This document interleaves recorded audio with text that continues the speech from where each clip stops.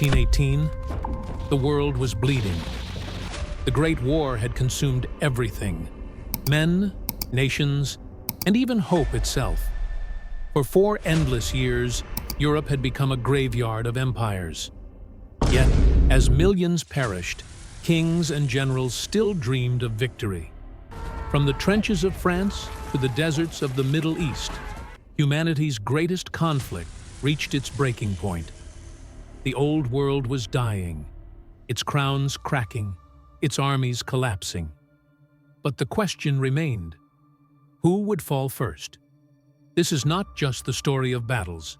It's the story of the end of an age. Welcome to History War Chronicles. And today, we witness the fall of empires, the final battles of World War I. Part 1. The Last Gamble. By early 1918, the German Empire was cornered. The war had dragged on for 4 long years, and the blockade from Britain had brought hunger and despair to the homeland. Yet, there was one final hope. Russia had fallen to revolution, and Germany seized the moment. Hundreds of thousands of troops from the Eastern Front were sent west for one last strike. Operation Michael, launched in March 1918, was meant to break the Allies before the Americans arrived. German stormtroopers advanced through fog and chaos, bypassing trenches, moving like shadows. Villages vanished under shell fire.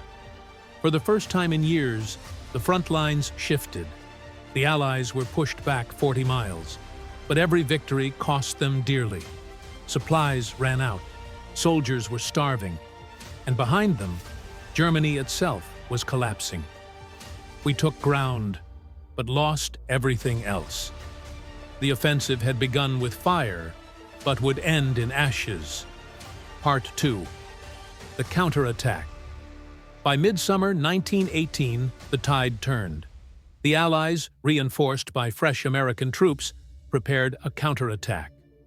In July, the Second Battle of the Marne began.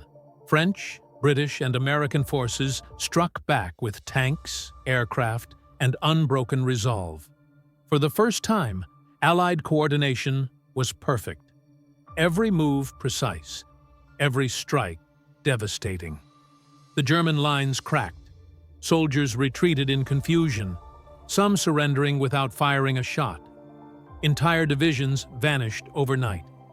In August came the Battle of Amiens, the Black Day of the German army, as General Ludendorff would call it. The illusion of victory shattered. In Berlin, fear spread faster than the news. The empire that had once stood unshaken was now breaking from within. And as the Allies advanced eastward, one truth became undeniable.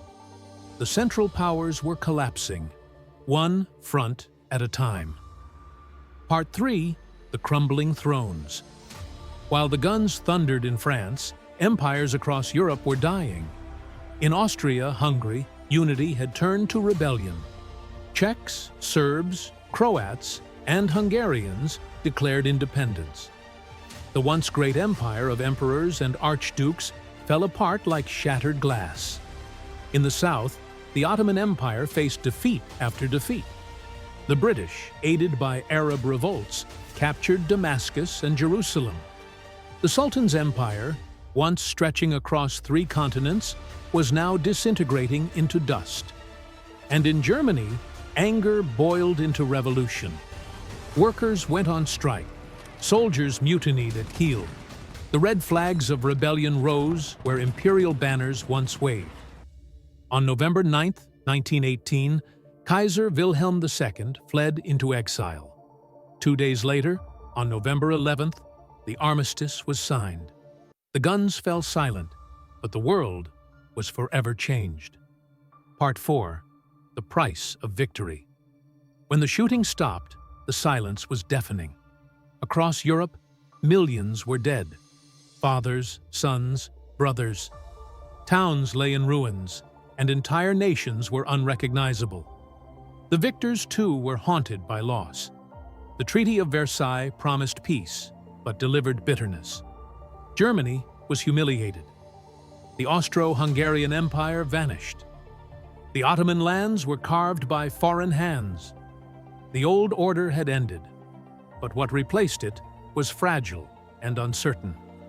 In the rubble, new ideologies took root: nationalism, revenge, and the hunger for power.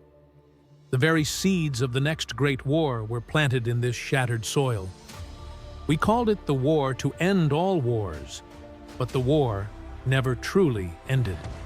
The Great War had claimed not only lives, it had ended civilizations. Part 5.